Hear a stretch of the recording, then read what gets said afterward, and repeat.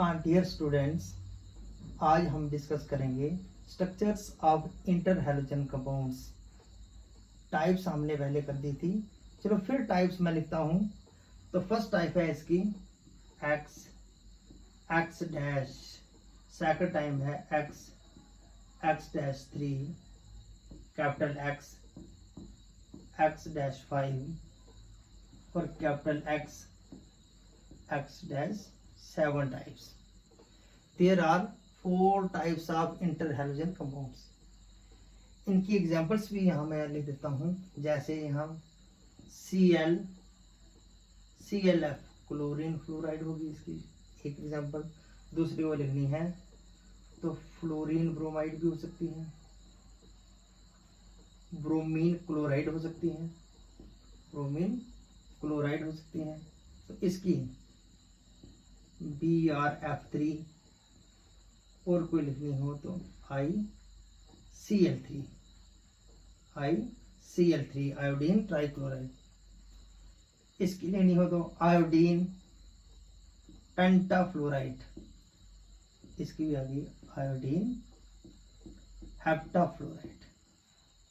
इस टाइप्स की हमने टाइप्स की बात करनी है, तो हम आज डिस्कस करेंगे 3 types of structure x x3 x x5 और x x7 टाइप्स के। चलो सबसे पहले इसकी बात करते हैं।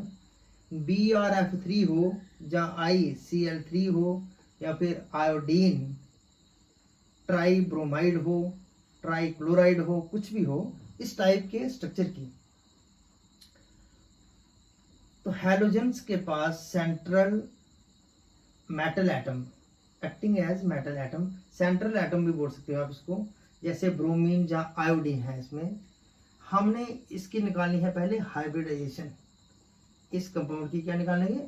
हाइब्रिडाइजेशन। हाइब्रिडाइजेशन निकालने के बाद हम बॉन्ड पेयर्स अलग करेंगे, लोन पेयर अलग करेंगे और फिर स्ट्रक्चर हमारे सामने आ जाएगा।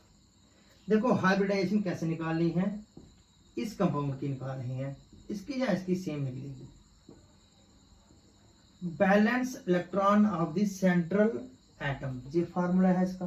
बैलेंस इलेक्ट्रॉन ब्रोमीन की है 7 plus number of monovalent atoms, monovalent atom जहां पे 3 है। मोनोवैलेंट होते हैं 1 पॉजिटिव और 1 नेगेटिव चार्ज वाले, that may be positive or negative। Fluorine, chlorine, bromine, iodine, astatine, ये सब monovalent. Lithium, sodium, potassium, rubidium, caesium, ये भी सारे मोनोवैलेंट। हाइड्रोजन भी मोनोवैलेंट। डिवाइडेड बाय 2 एक फार्मूला है इसका। इसका फार्मूला जब मैंने यूटिलाइज किया तो ये बन गया 10 डिवाइडेड बाय 2, आंसर आता है 5। 5 का जहां मीनिंग क्या है? 5 ऑर्बिटल ब्रोमीन ने इस्तेमाल किए हैं हाइब्रिडाइजेशन में। कौन कौन सा ऑर्बिटल? S का 1, P के 3 होते हैं, फिर D का 1। S है ही 1, P के 3 तक होते हैं, D 5 है, लेकिन यहाँ 1 ही आया क्योंकि 5 बन के 3 इसके, 1 इसका 4 और 1 इसका 5। sp3 हाइब्रिडाइजेशन ब्रोमीन की और आयोडीन की है यहाँ पे। अब इसमें देखो, हमने ध्यान से देखना है कि ब्रोमीन ने कितनी बॉन्ड्स बनाई हैं? 3 बनाई है भाई। अगर मैं ऐसे रफली स्ट्रक्चर इसका लिख दूं तो यहाँ पे हमारे पास F1 ऐसे है, दूसरा एक ऐसे, 3 बॉन्ड्स तो यहाँ दिखाई दे रही है हमें, है ना। F3 लगे हैं, ऐसे लिख दिया मैंने समझने के लिए। अब ब्रोमीन ने एक इलेक्ट्रॉन जहाँ पे लगाया हुआ है, एक जहां पे लगाया बॉन्ड बनाने के लिए, एक जहां पे लगा दिया, 3 इलेक्ट्रॉन इसने इस्तेमाल कर दिए। अब फ्लोरीन ने एक इसके साथ शेयर किया है, एक इस एटम ने किया और एक इस फ्लोरीन एटम ने यहाँ पे बॉन्ड बना दी। 3 बॉन्ड्स बनाई हैं ब्रोमीन ने, लेकिन फ्लोरीन ने एक ही बनाई है। इस कंपाउंड में अगर हम कुल मिलाकर देखें तो यहाँ पे ब्रोमीन डेल पॉजिटिव चार्ज में है और सारे वाले ये जो है बाकी डेल नेगेटिव में है, डेल नेगेटिव चार्ज में है। -1 बैलेंसी है फ्लोरीन की यहाँ पे, लेकिन ब्रोमीन का ऑक्सीडेशन नंबर यहाँ कितना आ रहा है? ऐसे तो हम देख रहे हैं 3 बॉन्ड्स बनाई है इसने। लेकिन हाइब्रिडाइजेशन क्या कहती है? हाइब्रिडाइजेशन कहती है कि 5 आर्बिटर इन्वॉल्व हुए हैं। तो 5 में से 3 हैं बॉन्ड पेयर्स, ये आपके सामने है। 3 इलेक्ट्रॉन इसने कहाँ इस्तेमाल कर दिए? बॉन्ड पेयर में। 3 ऑर्बिटल कहाँ इस्तेमाल हुए हैं? बॉन्ड पेयर में। और 2 बच के जो वो है हमारे lone pairs, loan pair of electrons रख दिए इसने ब्रोमीन में। यानी कि कुल मिला के हमने ये ढूंढ के निकाला कि BrF3 जहाँ ICl3 के पास 3 बॉन्ड पेयर हैं और 2 लोन पेयर हैं। बहुत बार एंट्रेंस में ऐसे ही क्वेश्चन आते हैं, 2-4 शेप वो ऐसे मॉलिक्यूल दे देंगे, भाई बताओ इसमें कितने बॉन्ड पेयर हैं, इसमें कितने हैं, इसमें कितने हैं, या फिर इसमें कितने लोन पेयर हैं, इसमें कितने हैं, या फिर इसमें कितने हैं, या फिर हाइब्रिडाइजेशन बताओ इसकी क्या है, इसकी क्या है, इसकी क्या है, या फिर इसमें से ये पूछा जाता है कि बताओ हाइब्रिडाइजेशन क्या है इनकी या स्ट्रक्चर क्या है। तो सब कुछ इसी में ही आ रहा है। अब हमारे पास क्या है आगे नेक्स्ट, हमने यहाँ पे ये देख लिया कि 3 बॉन्ड्स पेयर हैं और 2 है लोन पेयर्स। और वो bond pairs and lone pair ऐसे अरेंज हो जाएंगे स्ट्रक्चर में कि कम से कम रिपल्शन आए वहां पे। लोन पेयर में सबसे ज्यादा रिपल्शन होती है। तो स्ट्रक्चर कैसे बनेगा इसका देखें, यहाँ पे आएगा सेंट्रल एटम, ठीक है, यहाँ पे भी आएगा लोन पेयर, इसमें भी आ गया लोन पेयर, यहाँ पे आ गया हमारा फ्लोरीन एटम। देखो इसको ध्यान से, ये दोनों हैं लोन पेयर, बॉन्ड पेयर नहीं। एक है above of the plane of the molecule, ये फ्लोरीन एटम। दूसरा है below the plane of the molecule, जन के एक नीचे है एक ऊपर है। ऐसे हम ऐसे ट्रायंगल ऐसे बनाए और एक ऊपर एक नीचे, इस तरह से अगर ऐसे हम देखें इसको, तो यहाँ अगर जहाँ पे भी कोई एटम्स होते हैं तो ट्राइगोनल बाईपैरामिडल शेप थी। जी कौन सी शेप थी? ट्राइगोनल बाईपैरामिडल शेप थी जी, लेकिन है नहीं due to the presence of 2 lone pair of electrons, तो its shape becomes T shape. T shape कैसे? क्योंकि हम लोन पेयर को अगर नेग्लेक्ट करेंगे, जब हमने शेप देखनी है तो लोन पेयर तो शेप के बिना ही रहेंगे। तो ऐसे अगर मैं देखूं तो ये शेप आ रही है टी, इसको घुमा के लिख दूं तो ऐसे लिख दूं, फिर क्या, ए टी शेप।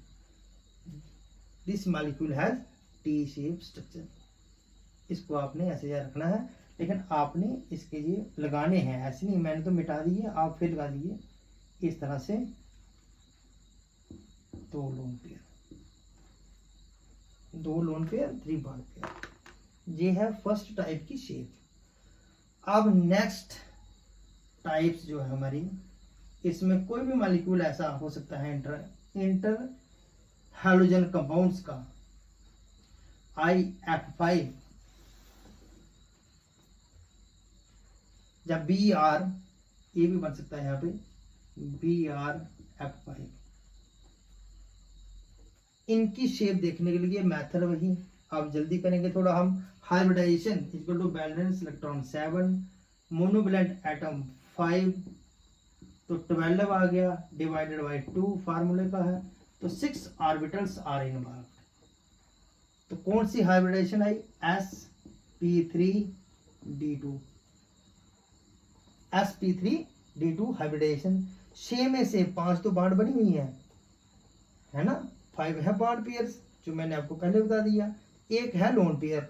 तो ऐसे मॉलिक्यूल की शेप हमारे पास आएगी आयोडीन, इस तरह से बनाइए स्क्वायर प्लानर बनाना है पहले आप लोगों ने। यहाँ पे फ्लोरीन,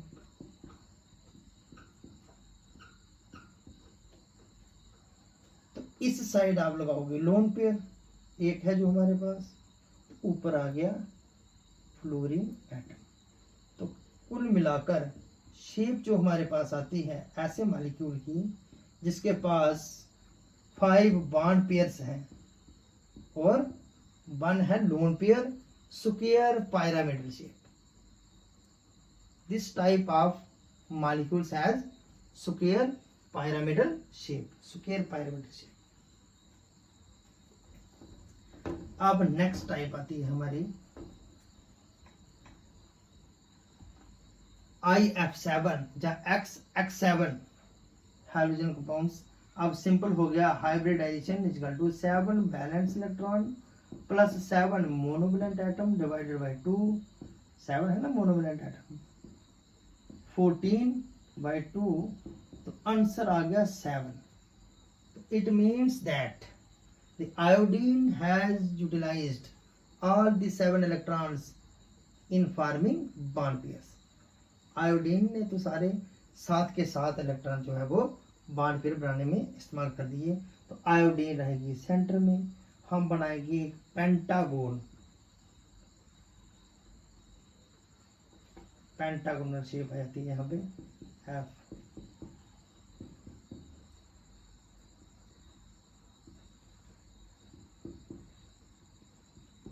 तो one molecule below the plane and other molecule above the plane of the. इस तरह से हमारे पास ये बनेगा एक pentagon, pentagonal bipyramidal shape. Pentagonal bipyramidal shape होगी IF7 की, या इस टाइप्स का कोई भी मॉलिक्यूल होगा. ये तो आगे हमारे न्यूट्रल मॉलिक्यूल्स. अब ऐसा है इंटर हैलोजन कंपाउंड्स में हमने देखा कुछ आयंस भी बनते हैं. तो आयंस का स्ट्रक्चर भी आपको पूछ सकते हैं, वो आपको आने चाहिए, वो भी ठीक ठाक आने चाहिए, कोई मुश्किल नहीं. अगर आप समझोगे तो जरूर आएंगे. अब देखो हमारे पास एक टाइप है जिसका हम स्ट्रक्चर करेंगे ICl2 one active. ICl2 one active ion, ion है, क्योंकि जब Cl2 लगेंगे तो जहाँ तो वन पॉजिटिव या वन नेगेटिव चार्ज को दिखाएगा लोन पेयर इलेक्ट्रॉन रखने के लिए. इस कंपाउंड की हाइब्रिडाइजेशन हमने निकालनी है. इसकी हाइब्रिडाइजेशन निकालने के लिए हम क्या करेंगे, H is equal to 7 valence electron plus 2 monovalent atom, और ये जो नेगेटिव चार्ज है पूरे ग्रुप आयन में नेगेटिव चार्ज है 1, तो 1 को अपने प्लस कर देना है. याद रखना जो नेगेटिव चार्ज होगा जितना होगा, अगर ये 2 नेगेटिव होता तो मैं यहाँ 2 लगाता, अगर ये 3 नेगेटिव होता तो आपने यहाँ 3 लगाना है जो 1 नेगेटिव तो +1 कर दो. अगर ये कहीं पॉजिटिव में आ जाए, यहाँ कहीं ऐसा हो मॉलिक्यूल ICl2 1 पॉजिटिव, तो आप नेगेटिव 1 करोगे यहाँ. अगर ये पॉजिटिव 2 हो तो आप यहाँ माइनस कर दोगे, उसको उल्ट चलोगे, यानी कि नेगेटिव चार्ज वालों का चार्ज यहाँ प्लस करना पड़ता है, और पॉजिटिव चार्ज जितना भी होगा उतना आपने यहाँ माइनस कर देना है. तो हमारे पास क्या आ गया रिजल्ट, देखो 7 और 2 9 और 10/2, यानी कि 5 ऑर्बिटल इन्वॉल्व हुए हैं. तो 5 ऑर्बिटल्स इन्वॉल्व होने के बाद हमने देखा हमारे पास बॉन्ड पेयर हैं 2, तो 3 जहाँ पे लोन पेयर हैं. तो कोई मुश्किल नहीं, स्ट्रक्चर को आप ऐसा करिए. यहाँ गया आयोडीन, तो 3 बना दिया आपने ट्राइगोनल ज्योमेट्री में. ये आ गए हमारे लोन पेयर, ठीक है. एक आएगा ऊपर Cl, एक आएगा below the plane of the molecule. यानी कि कुल मिलाकर अगर हम शेप को देखें तो लीनियर शेप, क्योंकि लोन पेयर हम नेग्लेक्ट करेंगे तो शेप कौन सी आ गई, लीनियर शेप. हाइब्रिडेशन कौन सी आ गई, sp3d. बॉन्ड पेयर कितने हैं, 2. लोन पेयर कितने हैं, 3. चलो और कोई एग्जांपल करते हैं.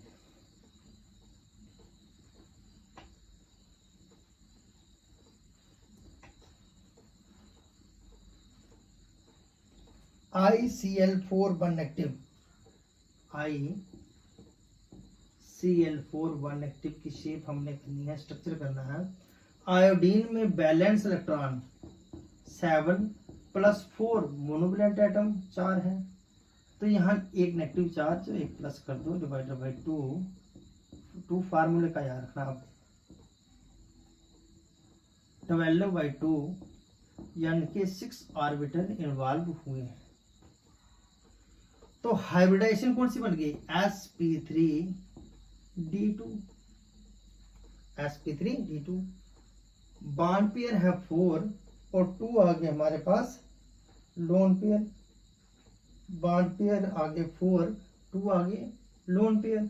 तो सिंपल सा स्ट्रक्चर यहाँ इसमें हो जाएगा। इस तरह से आप लोगों ने स्क्वायर प्लानर शेप बनानी है। यहाँ पे बना दो सारे बॉन्ड पेयर लगाने हैं। ये शेप सामने याद करना पड़ेगी और कुछ नहीं। तो जो बच के वो यहाँ पे आ जाएंगे एज ए लोन पेयर। तो कुल मिलाकर हमारी शेप क्या निकली जब हम लोन पेयर को नेग्लेक्ट करेंगे? स्क्वायर प्लानर शेप आ गई इसके, स्क्वायर प्लानर।